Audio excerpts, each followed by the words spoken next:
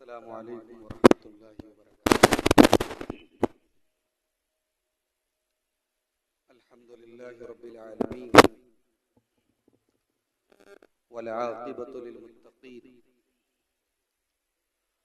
वस्सलातु वस्सलामु अला सय्यिदिल अंबियाइ वल मुरसलीन नबिय्यिना मुहम्मदिन व अला आलिहि व अस्हाबिहि अजमईन वमन तबिअहुम बिइहसान इला यौमिद्दीन अम्मा बाद। अऊज़ु बिल्लाहि मिनश शैतानिर रजीम। बिस्मिल्लाहिर रहमानिर रहीम। यरफ़इल्लाहु अल्लज़ीना आमनू मिनकुम वल्लज़ीना ऊतुल इल्म दरजात। सदर मुहतरम, उलमाए किराम, मेहमानान गिरामी, मुहतरम बुजुर्गों, नौजवान साथियों, पर्दानशीन माँ और बहनों, आज इस कैंपस में हमारे अजीज, हमारे इंतहाई फाजिल दोस्त शेख अब्दुल्ला फैजी हफिज़हुल्लाह ने मऊ, मुबारकपुर, आजमगढ़ ही नहीं नेपाल तक से बड़ी कीमती और बड़ी इल्मी शख्सियात को जमा किया है। ये मौलाना का कमाल है, उनकी खूबी है। वो बड़ी जल्दी लोगों को अपना गिरविदा बना लेते हैं और उनकी दावत पर बहुत कम इनकार की मजाल किसी को होती है। बड़ी खूबसूरत मजलिस ये मुनक़िद हुई है और एक बड़ा अहम काम जो आज इस दौर में नहीं होता कि मसाजिद के जो अइम्मा और खुतबा होते हैं उनकी पजीराई, उनकी तकरीम, उनकी हौसला अफजाई हमारा ये मुआशरा धीरे धीरे भूलता चला जा रहा है। शेख ने एक शुरुआत की है और इलाके के खुतबा को बुला बुला के तकरीम से और इनामात से नवाजा है। अल्लाह ताला शेख मोहतरम की और उनके इस इदारे की इस कोशिश को कबूल फरमाए और हम सबको तालीम से जुड़े जो भी लोग हैं उनकी कद्र करने की तौफीक अता फरमाए। मेरे भाइयों, ये इदारा जहां इस वक्त हम और आप मौजूद हैं, जैसा कि मुझे बताया गया और मैं जानता हूं कि यहाँ बच्चियों के लिए फजीलत तक की तालीम का इंतजाम है और पिछले कई सालों से यहाँ बच्चियां माशाअल्लाह दीनी तालीम मुकम्मल करके सनद फजीलत हासिल कर रही है। इस साल भी गालिबन 4 तालिबात यहाँ से फारिग हो रही है।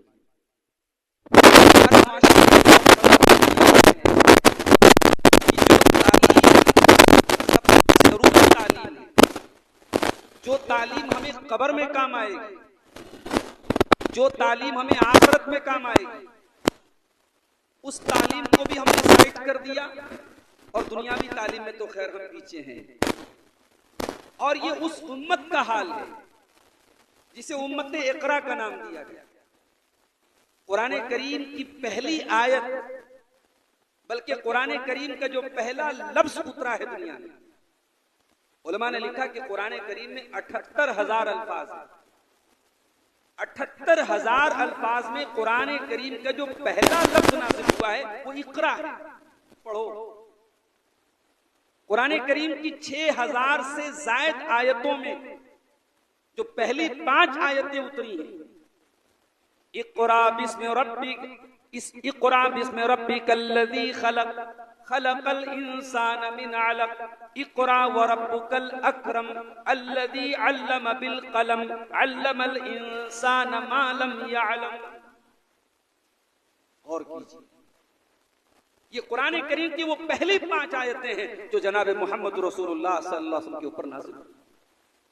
इन 5 आयतों में पढ़ने का भी जिक्र है, तालीम का भी जिक्र है, कलम का भी जिक्र है और एक दर्स ये दिया गया कि तालीम सिर्फ प्रोफेशनल ना हो, तालीम सिर्फ रोजी रोटी हासिल करने के लिए ना हो, तालीम का मकसद सिर्फ दुनिया कमाना ना हो। अगर इंसान तालीम हासिल करे और अपने खालिक को न पहचाने, अपने क्रिएटर को न पहचाने, तो ऐसी तालीम किस काम? इसलिए जो पहली आयत नाजिल हुई उसमें कहा गया इक़रा बिस्मि रब्बिकल लज़ी खलक, पढ़ अपने उस रब के नाम से जिसने पैदा किया। मेरे अजीजों, मेरे बुजुर्गों, ये इदारा जहां दीन पढ़ाया जाता है, जहां कुरान पढ़ाया जाता है, जहां हदीसें पढ़ाई जाती हैं, इन इदारों को हम आमतौर से दीनी इदारे बोलते हैं। इन इदारों में पढ़ने पढ़ाने वाले उमूमन उलमा होते हैं। हमारे समाज में दीनी तालीम हासिल करने वालों को भी, माफ कीजिएगा, हकारत की नजर से देखा जाता है, और इनको पढ़ाने वालों को भी बहुत वैल्यू नहीं दी। हत्ता कि अभी मऊ से हमारे अजीज मकतबा अल फहीम के जो डायरेक्टर हैं जनाब शफीकुर रहमान साहब, उनसे बात हो रही थी। एक बात उन्होंने कही कि रिश्ते नाते भी आज हमारे यहाँ जो होते हैं, उसमें अगर कोई अपनी बेटी का रिश्ता किसी आलिम से तय करने की बात आ जाए तो लोग पेशानी पर बल पड़ जाते, साहब सिर्फ आलिम। किसी की गवर्नमेंट जॉब लग गई, सरकारी नौकरी लग गई, दुनियावी किसी ओहदे पर पहुंच गया, रिश्तों की भरमार होगा। इससे अंदाजा होता है कि हमारी नजर में दीनी तालीम की अहमियत क्या है, हमारी नजर में उलमा की अहमियत क्या है। अरे अल्लाह के बंदो, दुनिया में जब कोई मर जाता है तो हम उसके लिए मगफरत की दुआ करते हैं। जिंदगी में हम किसी के लिए मगफरत की दुआ आमतौर से नहीं करते कि भाई जिंदगी का क्या भरोसा है। आलिम वो इंसान होता है, तालिब इल्म वो इंसान होता है। अल्लाह के प्यारे नबी फरमाते हैं, व इन्नल आलिम ला यस्तगफिरु लहू मन फिस समावाति वल अर्ज़। एक आलिम के लिए, एक आलिम हक के लिए, एक आलिम रब्बानी के लिए, एक कुरान और हदीस के आलिम के लिए जमीन व आसमान की तमाम मखलूकात, जिन्हें आप जानते हैं, जिन्हें आप नहीं जानते, तमाम मखलूकात मगफरत की दुआएं करती हैं। हत्तल हीतानी फिल मा, यहां तक कि पानी के अंदर रहने वाली मछलियां भी उनके लिए मगफरत की दुआ। एक दीन सीखने वाला तालिब इल्म, उसके फटे पुराने कपड़े देखकर शायद आप उसे हकीर समझते हो, उसे मदरसे में मिलने वाले जागीर के खाने को आप शायद ये समझते हो कि बड़ी हकारत भरी जिंदगी ये गुजार रहा है, या हॉस्टल में रह करके वो हल्का फुल्का और नरम गरम खाना खाने वाला वो तालिब इल्म आपकी नजर में इंतहाई हकीर हो सकता है। मगर अल्लाह के प्यारे नबी फरमाते हैं, मन तलबल इल्मा मन सलक तरीकन यल्तमिसु फीहि इल्मन सलकल्लाहु बिही तरीकन इलल जन्ना। इल्म दीन की राह का तालिब, इल्म दीन की राह पे चलने वाला जन्नत का रास्ता तय करता है। आपकी नजर में डॉक्टर की, इंजीनियर की, प्रोफेसर की बहुत वैल्यू होनी भी चाहिए। इस्लाम तो अनज़लुल नास मनाज़िलहुम की तालीम देता है, जो इज्जत के लायक है उसको इज्जत दो। मगर मेरे भाइयों, एक आलिम और एक कुरान पढ़ने पढ़ाने वाले का मकाम क्या है? प्यारे रसूल सल्लल्लाहु अलैहि वसल्लम फरमाते हैं, खैरुकुम मन तअल्लमल कुरान व अल्लमहु। कुरान पढ़ने पढ़ाने वाले से बड़ा किसी का मकाम। इसलिए अल्लाह के वास्ते इस दीनी तालीम से जो लोग जुड़े हैं, और हालात बहुत अच्छे नहीं है, आज मदारिस को चलाना कितना मुश्किल है, ये मदारिस के जिम्मेदारान जानते हैं। इदारों के नाम बदलने पड़ते हैं, इदारों के लिए कितने जतन करने पड़ रहे हैं, और अभी हालात दिन ब दिन मजीद नाजुक हो रहे हैं।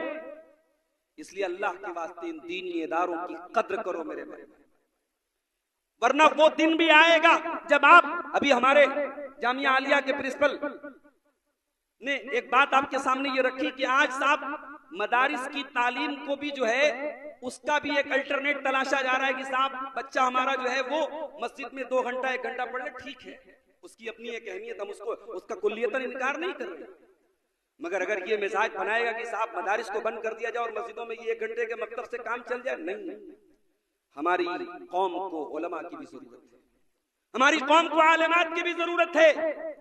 हमारी कौम में ठीक है, हमारे जो बच्चे इंग्लिश मीडियम स्कूलों में पढ़ रहे हैं उनके लिए दीन की बेसिक चीजों की तालीम के लिए मसाजिद मकातिब कायम करें, वो जरूरी है।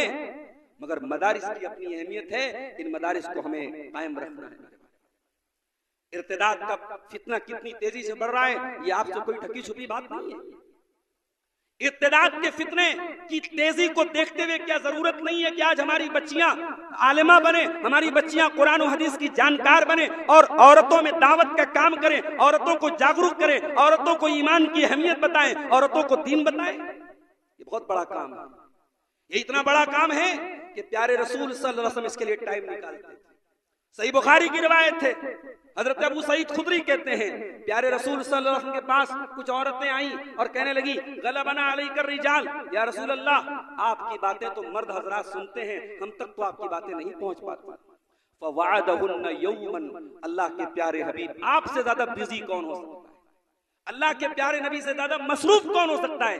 प्यारे रसूल सल्लल्लाहु अलैहि वसल्लम ने औरतों की तालीम के लिए हफ्ते में एक दिन मुतय्यन किया और वो हफ्ते में एक दिन आप सिर्फ औरतों को नसीहत करते थे। इससे औरतों की तालीम और लड़कियों की दीनी तालीम की अहमियत का अंदाजा होता है। मेरे अजीज, मरने के बाद हम सबको कब्र में जाना है, हमारा ईमान है कब्र की जिंदगी पर, बरज़ख की जिंदगी।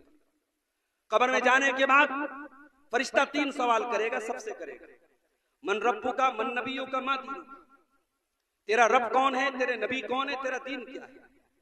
अल्लाह के प्यारे रसूल फरमाते हैं कि इन तीनों सवालों का जो सही जवाब देगा, जो बंदे मोमिन सही जवाब देगा, तो फरिश्ता पूछेगा वमा युदरी का, तुझे इन तीनों सवालों का सही जवाब कैसे मालूम हुआ। तो वो बंदा कहेगा क़राअतु किताब अल्लाहि फ़आमनतु बिही वसद्दक़तु बिही, मैंने अल्लाह की किताब को पढ़ा था, मैंने कुरान को पढ़ा था और कुरान पर ईमान लाया था और कुरान की तस्दीक की थी। माफ करना मेरे भाई, आपकी नौजवान नस्ल जो स्कूलों और कॉलेजों और यूनिवर्सिटियों में पढ़ रही है, वो कुरान से दूर है, वो हदीसों से दूर है, वो इस्लाम से दूर है। ये दीन का इल्म अपने बच्चों को देना बहुत जरूरी है मेरे भाई। दुनिया की तालीम अगर नहीं होगी तो आप दुनियावी एतबार से खसारे में होंगे, लेकिन अगर दीन का इतना इल्म भी आपके पास नहीं कि आप कब्र के सवालों का जवाब दे सकें, तो हमारी और आपकी तो आखिरत बर्बाद हो जाएगी, हमारी और आपकी तो हमारा अंजाम बुरा हो जाएगा।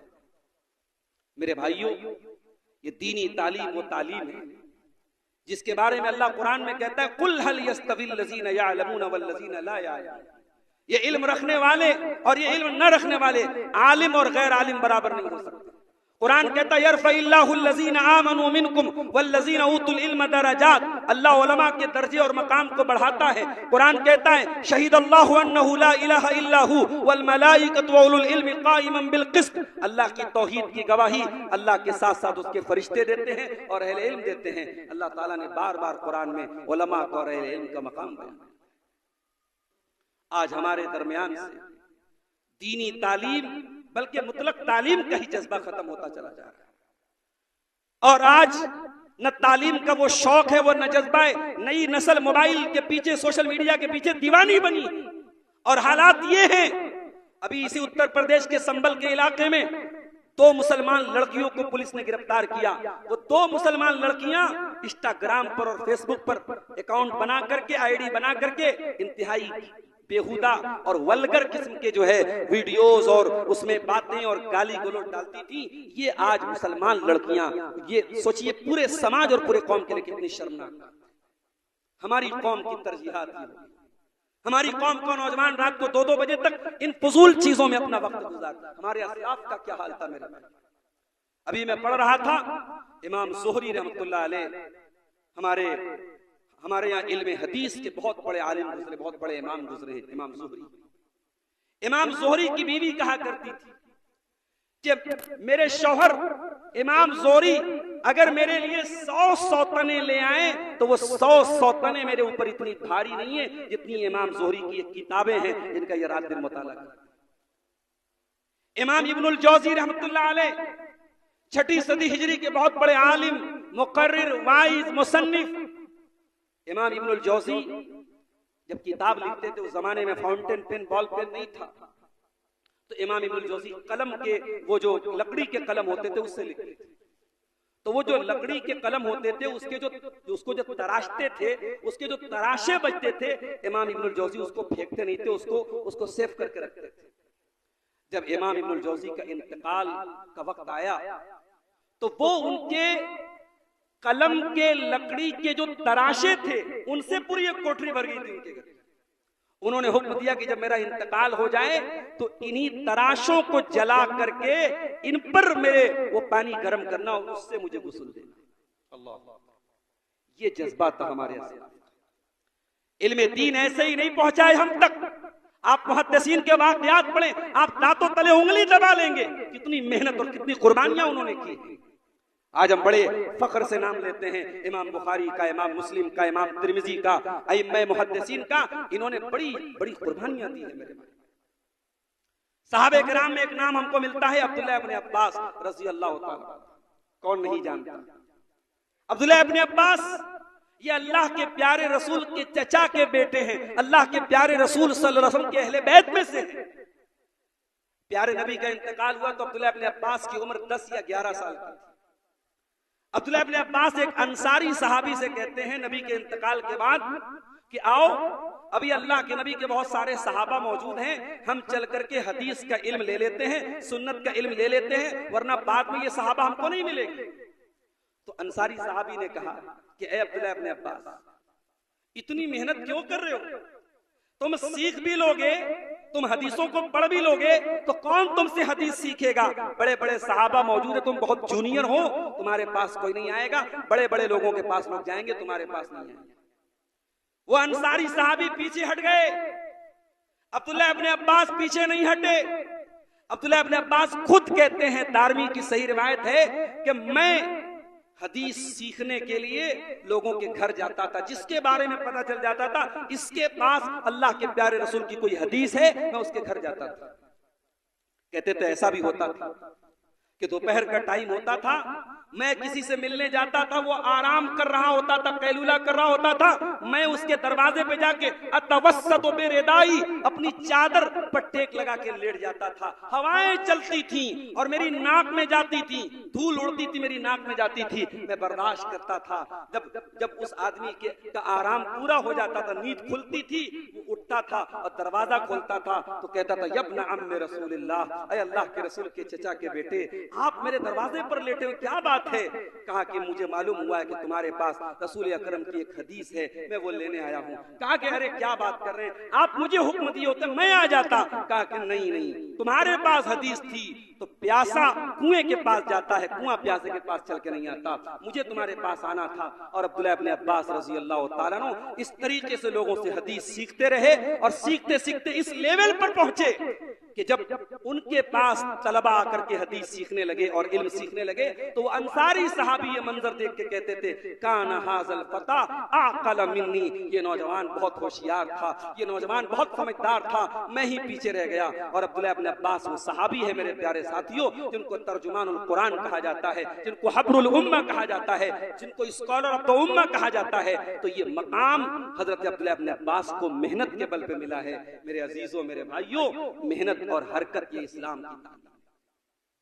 मैं बहुत लंबी तकरीर इसलिए नहीं करना चाहता हूँ, हमारे पीछे हमारे बड़े मुअज़्ज़ज़ मेहमानान मौजूद हैं और प्रोग्राम भी मुख्तसर है। मैं एक बात की तरफ और इशारा करके बात खत्म करूंगा। आज हमारे मुल्क के जो हालात हैं, बहुत सारी बातें ऐसी हैं कि आप जानते हैं, उनका जिक्र करना भी मुनासिब नहीं है, लेकिन एक इमेज बनी है मुसलमानों की कि साहब मुसलमान क्या है, पंचर बनाने वाला है। कभी कभी मीडिया वाले भी मुसलमानों का मजाक उड़ाते हुए ये जुमला इस्तेमाल करते हैं कि मुसलमान पंचर बनाने वाला है। बजाते खुद पंचर बनाना कोई तौहीन आमेज काम नहीं है, कोई जलील काम नहीं है, दुनिया का हर जायज और हलाल काम किया जा सकता है। लेकिन आप गौर कीजिए मेरे भाई कि आज हम इस लेवल पर पहुंचे हैं कि हमारा मुखालिफ हमें इस ताने से नवाजे कि हम साहब पंचर बनाने वाले हैं। ये हमारे लिए बहैसियत कौम के डूब मरने की बात है, शर्म की बात। हम क्यों नहीं तालीम के मैदान में आगे बढ़े?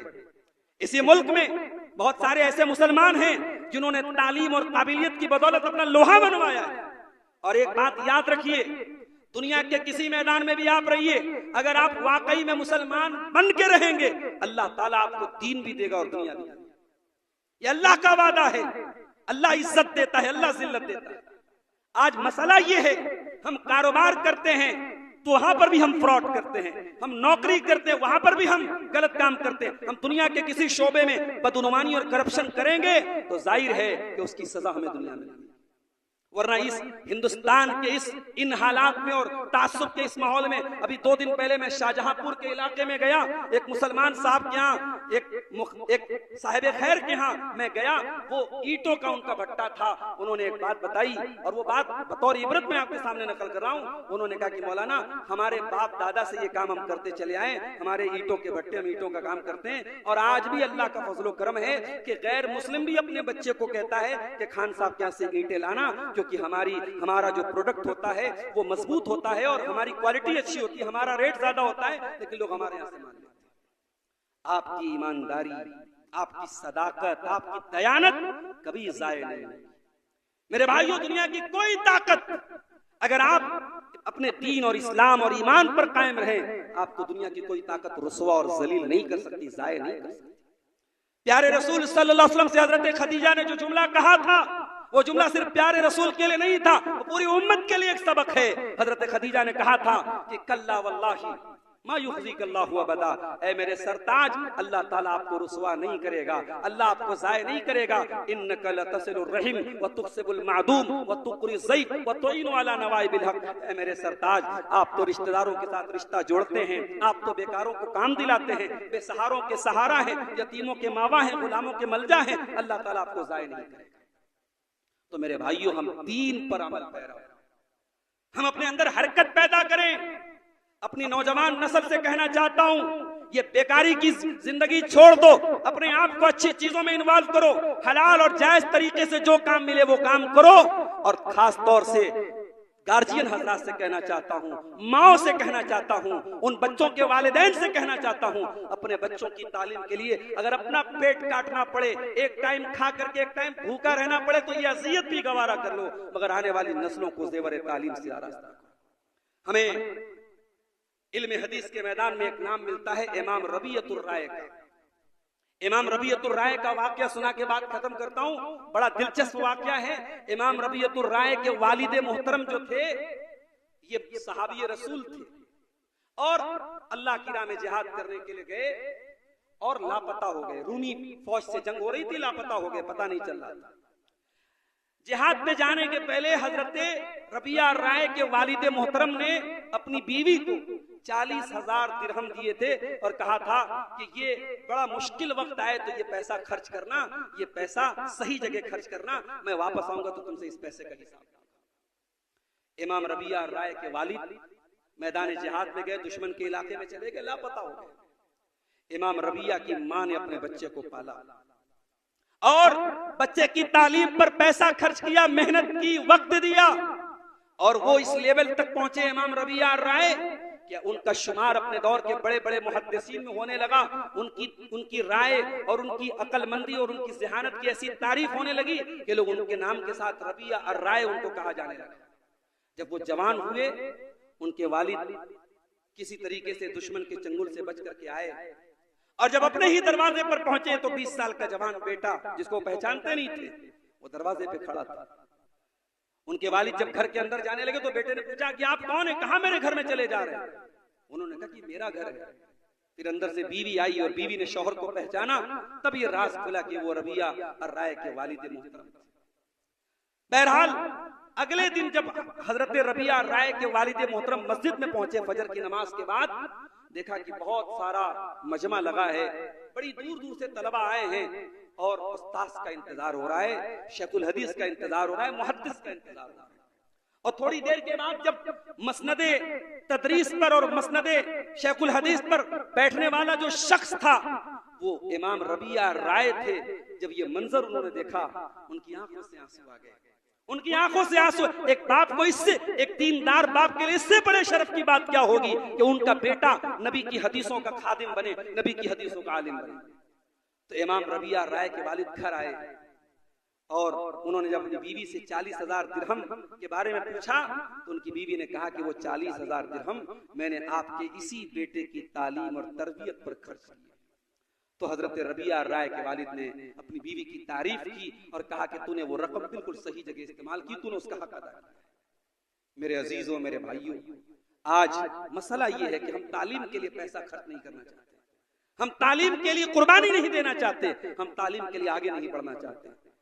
मैं यही इल्तिमास और गुजारिश करता हूँ कि इस तरीके के जो दीनी इदारे हैं, ये छोटा सा एक कस्बे या गांव में इस तरीके का इदारा, मैं जब इस इदारे की बुनियाद पड़ रही थी शेख अब्दुल्ला साहब ने तब हमको बुलाया था। आज माशाल्लाह 3-4 सालों में इदारा ने काफी तरक्की की और आज हम इस मकाम पर पहुंचे हैं कि यहाँ के तलबा और तालिबात को इनामात से नवाजा जा रहा है। हम अल्लाह से दुआ करते हैं रब्बुल आलमीन इस इदारे को मजीद तरक्की अता फरमाए और हम सबको दीनी तालीम से अपने बच्चों को आरास्ता करने की तौफीक अता फरमाए। इलाही आलमीन हमारी नौजवान नस्ल की हिफाजत फरमाए। आने वाले दौर में जब फितने इर्तिदाद और कुफ्र इर्तिदाद की लहरें और तेजी से बढ़ेंगी, अल्लाह ताला उस दौर में हमारी नौजवान नस्ल को दीन और ईमान पर साबित कदम रहने की तौफीक अता फरमाए। इलाही आलमीन हमारे मुल्क की भी हिफाजत फरमाए, हमारे मुल्क को अमन और चैन का गहवारा बनाए और जो लोग तालीम से जुड़े हैं, चाहे वो दीनी तालीम हो चाहे दुनियावी तालीम हो, अल्लाह ताला उन लोगों को मजबूती अता फरमाए। आमीन व आखिर दावाना अल्हम्दुलिल्लाहि रब्बिल आलमीन। अस्सलामु अलैकुम।